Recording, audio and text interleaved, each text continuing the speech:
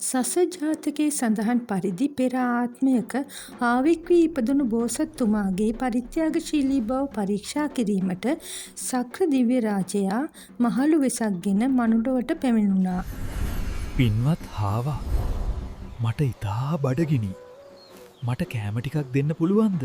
කුසගින්න නිවීම සඳහා හාවා තමා ආහාරයට ගන්නා ලෙස ඉල්ලමින් ගිනි ගොඩට පැනීමේදී සක්‍ර දිව්‍ය රාජයා හාවාගේ ජීවිතය බේරා ගන්නවා. මම දැන් මේ ගින්නට පනින්නම්.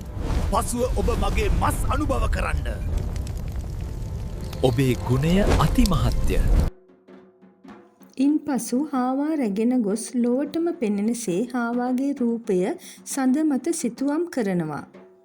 අනතුරුව සක්‍රයා අතින් තෙලිතුඩ අතහැරි දෙරණ පලාගෙන ගොස් නාලොවට වැටෙන බවත් පසුව එය නාරජු ගොදුරක් යැයි සිතා ආහාරයට ගත් බවත් පුරාවෘත්තයේ සඳහන්.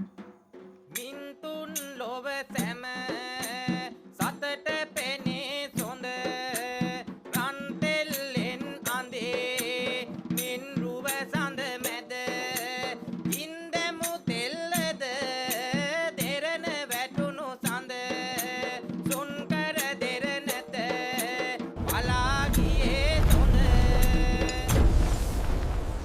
දෙරණ පලා වැටු නයිනා ලොවටා වරුණ දැකපුනයි ගොදුරක් ලෙසටා වරුණ එනාරජ මුචලිදය උටා දරණ ගසා වැටු නයියේ ලෙසටා. එසැනින්ම නාරජු කලුරිය කළා. අලුවී ගිය නාරජුගේ භෂ්මාවශේෂ වලින් බුලත්වැල හටගත් බවත් දළුමුර උපතෙහි සඳහන් වෙනවා. උපන්නේ දාලෝ මුරනාගලෝව නාරජුගේ විත උමයෙන් ගෙනෙන්නේ පොත් ගඩක ආසුරා රැගෙන දාලෝ මුර කුසුමයෙන් මේවන් දාලෝ මුර යාග දක්වා සියලෝ දුක් දුරලමින් හරින්නේ අද සියලෝ පිරිපත එමහා කෙලනා රජොබෙලෙන්.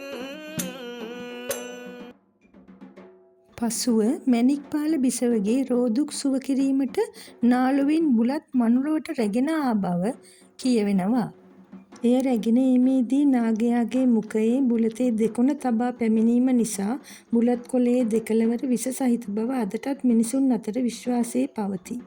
නාරජුගේ භෂ්මාවශේෂ 4 දෙනෙකු විසින් මුර කරා. එම නිසා බුලතට දළුමුර කියන නමත් භාවිතා කරනවා. මේ කතාව තමයි ජනප්‍රවාදයේ එන දළුමුර ඌපත සිදු වූ ආකාරය. ඔයාලට මේ වගේ තවත් වැදගත් දේවල් දැනගන්න ඕනි නම් දැන් අපිව සබ්ස්ක්‍රයිබ් කරලා තියාගන්න.